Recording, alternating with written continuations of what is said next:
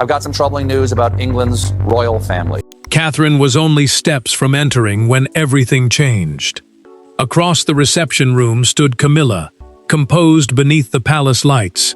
Wearing a brooch Catherine recognized instantly, an intimate piece associated with Diana, and an anniversary the family had always treated with unusual sensitivity.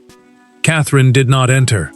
She stopped, stared, and quietly told the waiting aide she would not cross that doorway, while the brooch remained on Camilla's dress.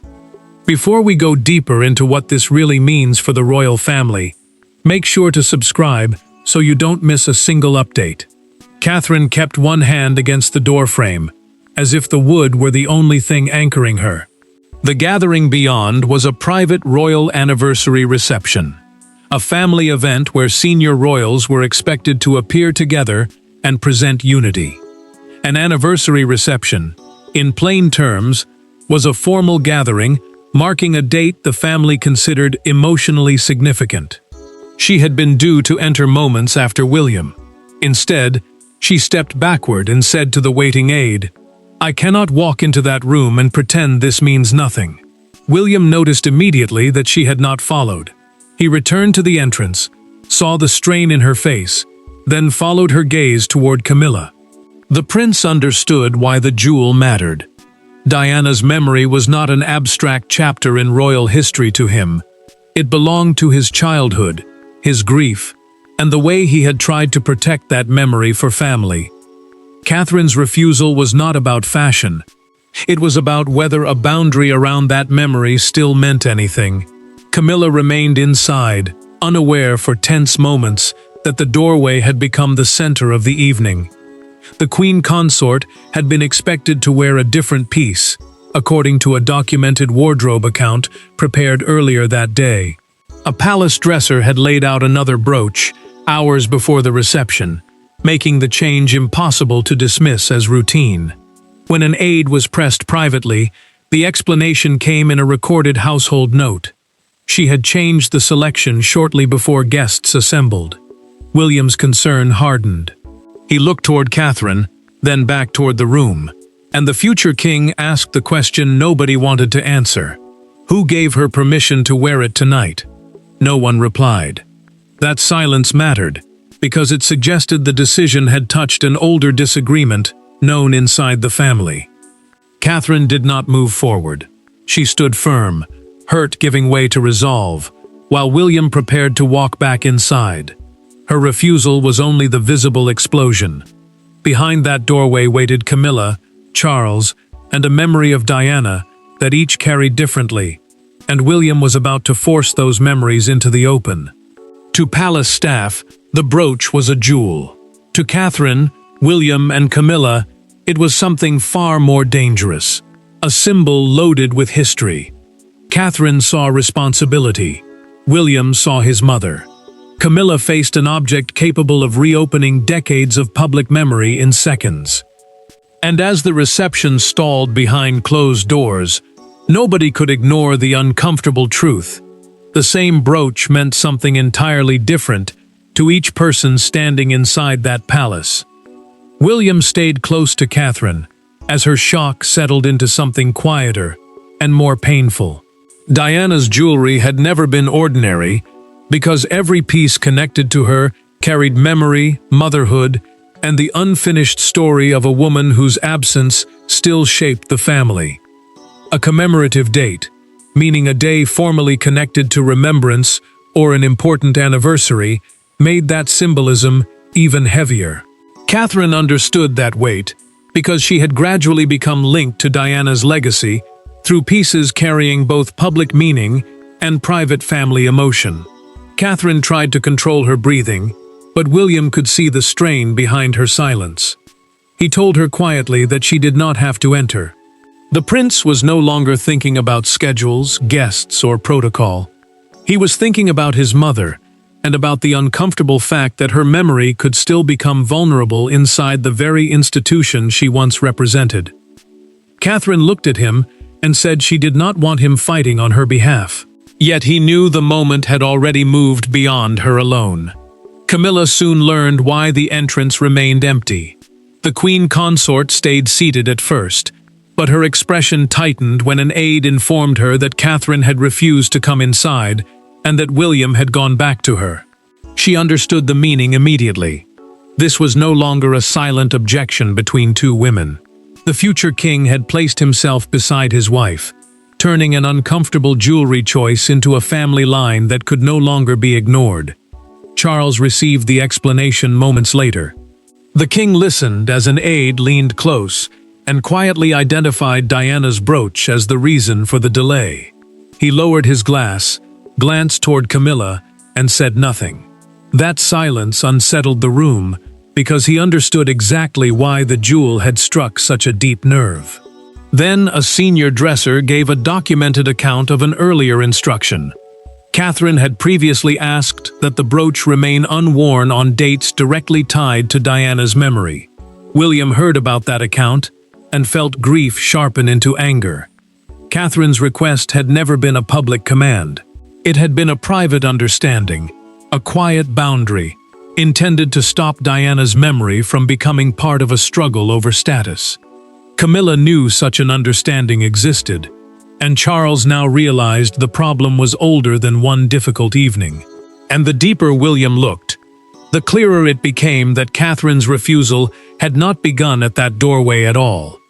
It had begun months earlier, during one private royal ceremony, when she warned Camilla that Diana's memory must never be used as a weapon of palace standing. Months before Catherine stopped at that palace doorway, another moment had quietly planted the fuse.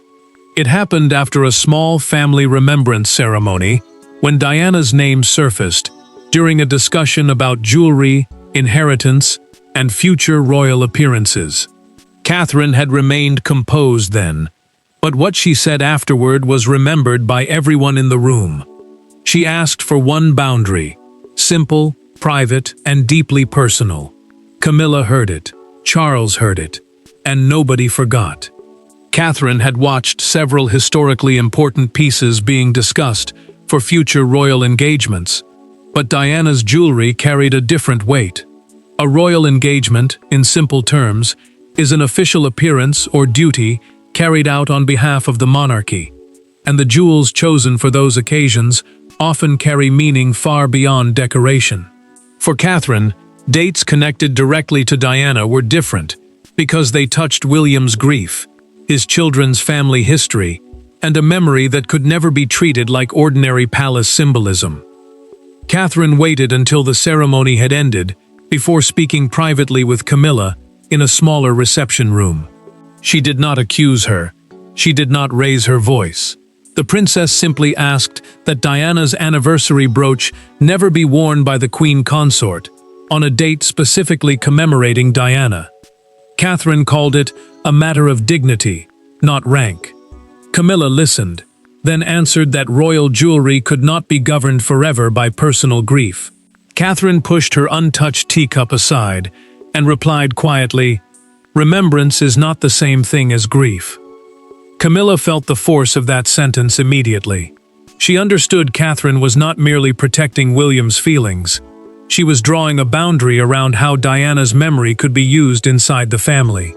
To the queen consort, that boundary also felt like a limit on her own authority.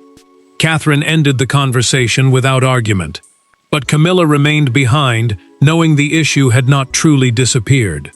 William later learned about the exchange through Catherine's private account of the conversation.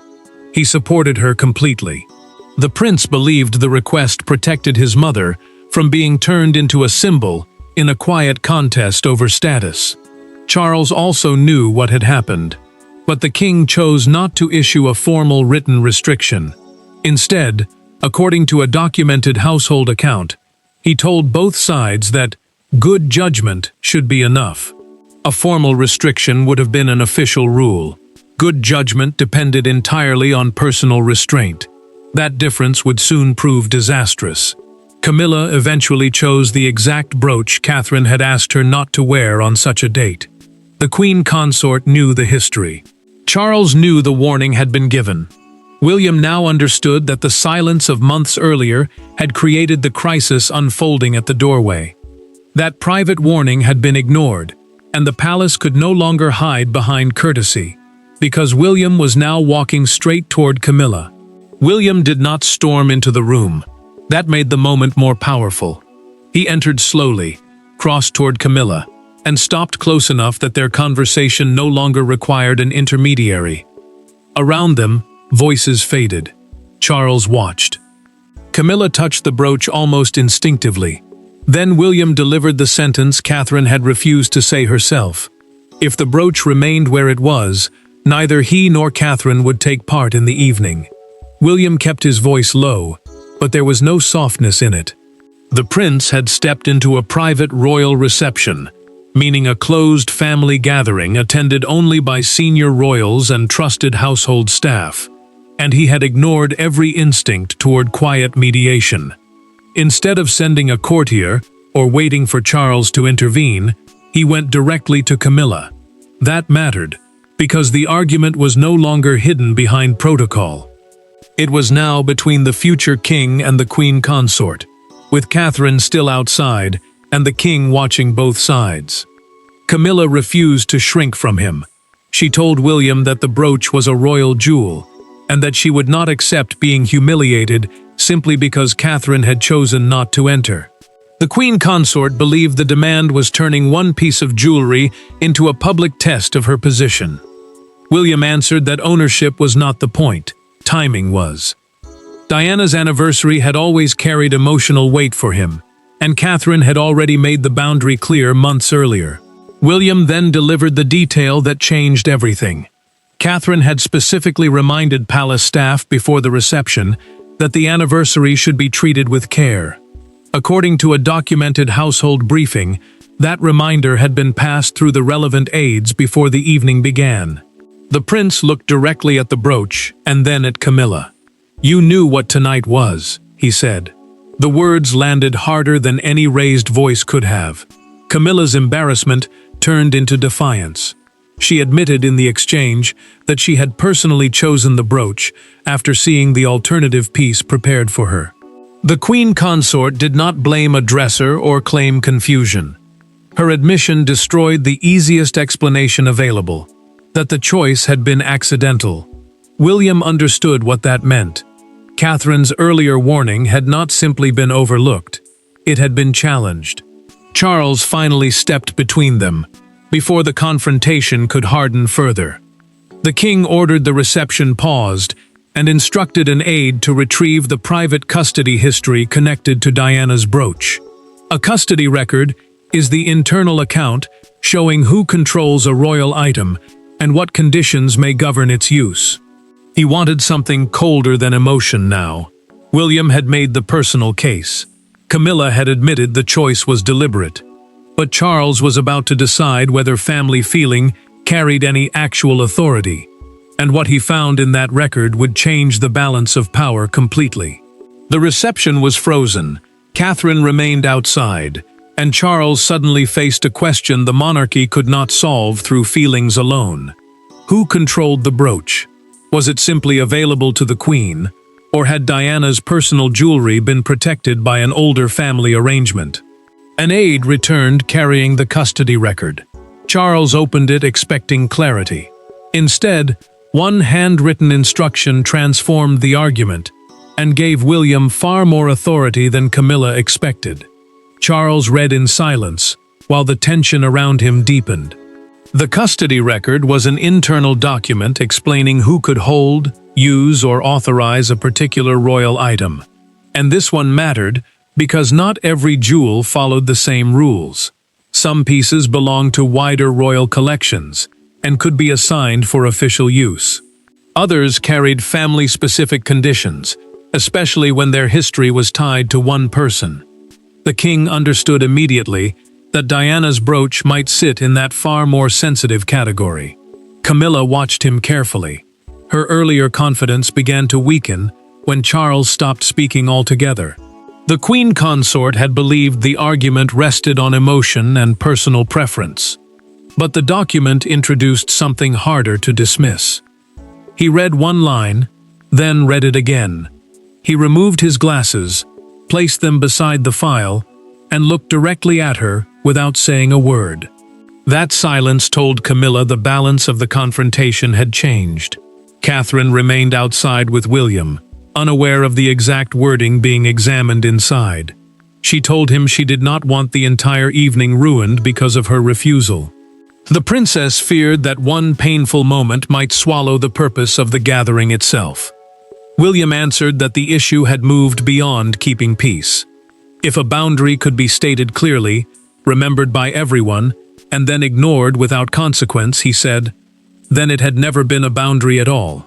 Charles finally returned to the handwritten instruction. According to the documented custody note, Diana's anniversary brooch was to be used with special consideration for William, and, later, his household whenever its appearance carried direct commemorative meaning. The king understood what that meant. Catherine did not own the piece, and the note did not give her the power to control it. But it did confirm that William's wishes were supposed to carry exceptional weight on exactly this kind of date. Camilla realized the same thing. She had not violated a simple ownership rule. She had crossed an acknowledged family safeguard. Charles now faced the decision he had avoided months earlier. Loyalty to his wife on one side, emotional protection owed to his son on the other. The king closed the file and asked everyone except Camilla to leave. The document had not ended the argument, but it had destroyed the excuse that nobody knew the boundary existed. Now Charles had to decide whether the brooch stayed or Catherine stayed outside. The room remained silent when Charles finally spoke. He did not accuse Camilla of theft, misconduct, or disrespect. His instruction was far simpler, and therefore harder to resist. The brooch would be removed before the reception continued. Camilla stared at him, understood immediately what the decision meant, and reached toward the clasp. But outside that room, Catherine had already decided that removing a jewel could not erase the choice that put it there. Charles kept his voice controlled, because the decision carried more weight than a simple wardrobe change.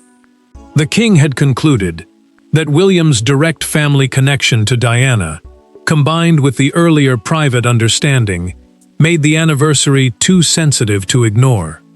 A jewelry office, in plain terms, is the palace team responsible for the care, preparation, and authorized use of important royal pieces. He ordered that team to treat the brooch as a special case from that moment forward. Camilla heard every word, and she knew the argument had moved beyond one evening. Camilla refused help when a dresser stepped closer. The queen consort reached for the clasp herself, removed the brooch, and placed it carefully into a velvet case. Charles watched as she closed the lid. The gesture was calm, but the humiliation underneath it was impossible to miss. She had entered the reception believing the jewel was hers to wear. Now she was being told, in front of the household, that the choice had crossed a line the king was willing to enforce. Catherine received the news moments later from William. She did not smile. She did not treat the decision as a victory. The princess simply said that the deeper wound was knowing her earlier conversation with Camilla had meant so little. William understood. For him, removing the brooch solved the immediate problem, but it did not restore trust. The prince had wanted recognition that Diana's memory could not be pulled into a contest over position, and the evening had proved how fragile that understanding had been. Charles then gave a second instruction. Future appearances of jewelry closely linked to Diana on commemorative dates would have to be discussed with William's household beforehand. The king was turning what had once depended on personal judgment into a clear palace procedure. Camilla immediately understood the consequence. Her freedom to make symbolic choices with those pieces had now been narrowed because of what happened that night. Catherine still did not move toward the reception. William looked at her and realized the brooch was no longer the real question. The issue was whether she could enter without feeling that the family had simply covered over the wound. The brooch was gone, but Catherine remained outside, until William asked everyone else to leave them alone, and the quiet conversation that followed changed the entire direction of the night. No courtiers remained. No advisors stood between them. For the first time since Catherine saw the brooch, there was only Catherine and William, in a quiet adjoining room, facing the question beneath the scandal. Would she walk away and let the refusal become the defining image of the night, or would she enter on her own terms? William told her he would support either choice. Catherine's answer revealed exactly what she believed Diana's legacy demanded. William closed the door and finally allowed the anger he had been carrying to surface.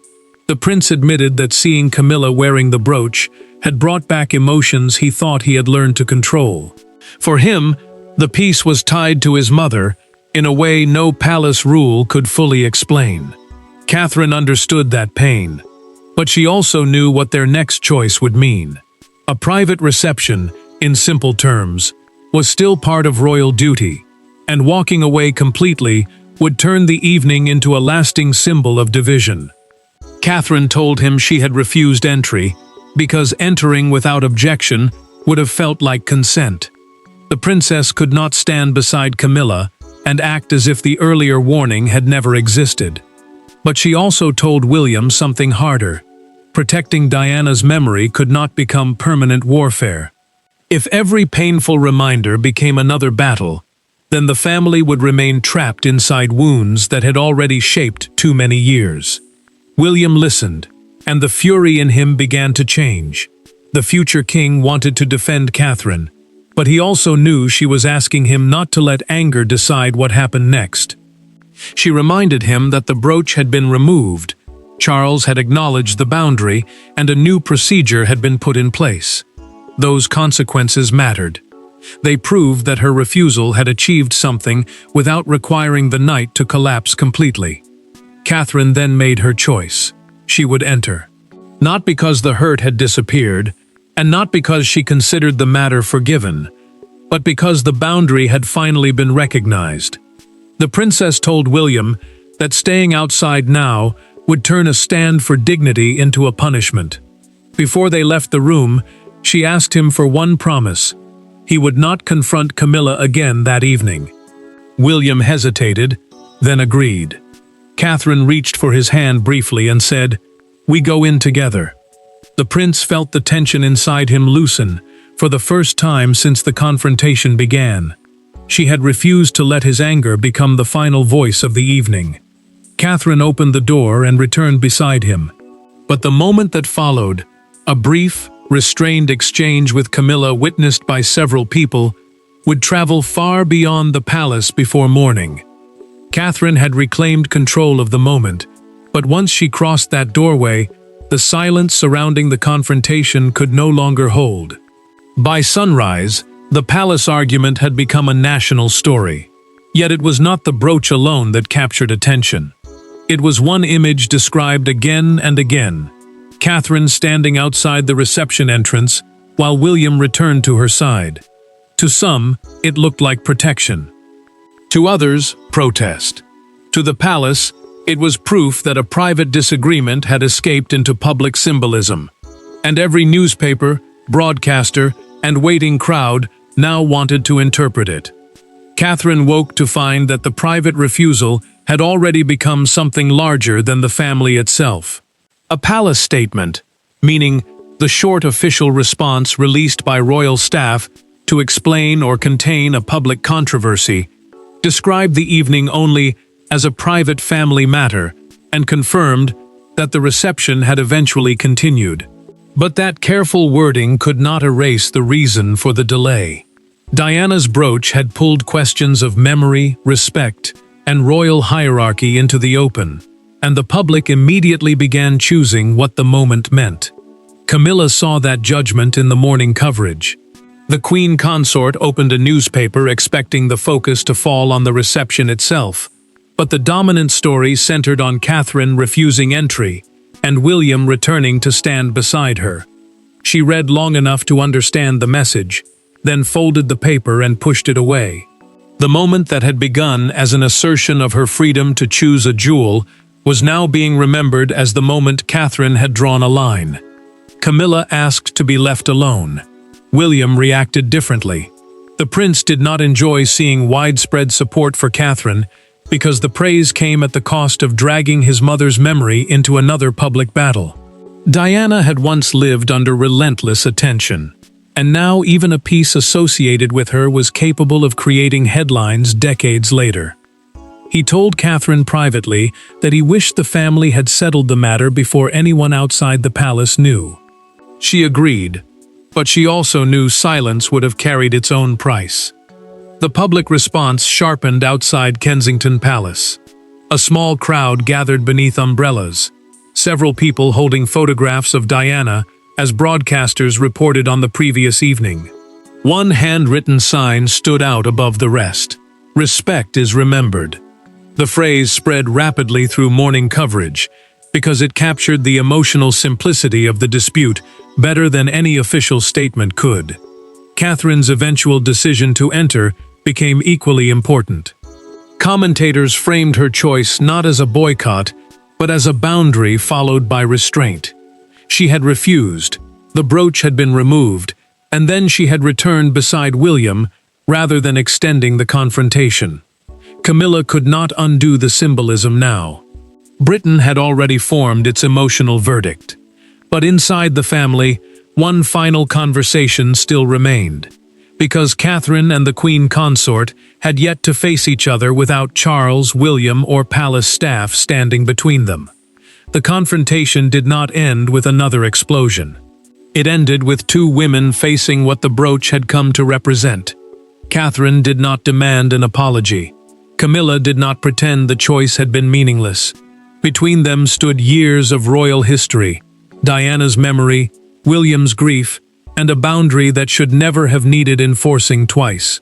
What followed was quieter than the scandal, but far more important, because this time, the palace finally made the boundary permanent. Catherine met Camilla privately after the reception, with no William, Charles, advisors, or palace officials between them.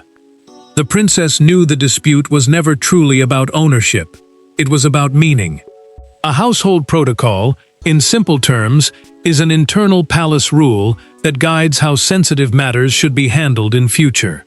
What had begun as an unwritten understanding now needed something stronger, because Diana's memory remained deeply tied to William, his family, and the emotional history the monarchy could never completely separate from itself.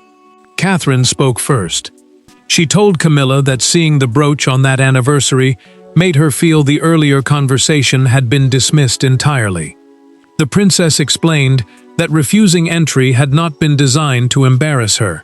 It was simply the only immediate choice she could live with. She could not walk into the room, smile, and allow silence to suggest that the boundary no longer mattered. Camilla listened without interrupting. The Queen Consort admitted that she had understood the symbolism of the brooch, but had underestimated how deeply the choice would affect William and Catherine. She did not ask to be excused. Instead, she accepted something she had resisted before. Some objects carried memories too personal to be treated as ordinary expressions of royal position. When Catherine finished, Camilla remained seated for a moment and quietly said, "I understand." Catherine nodded once and left without hostility. Charles then approved the lasting consequence.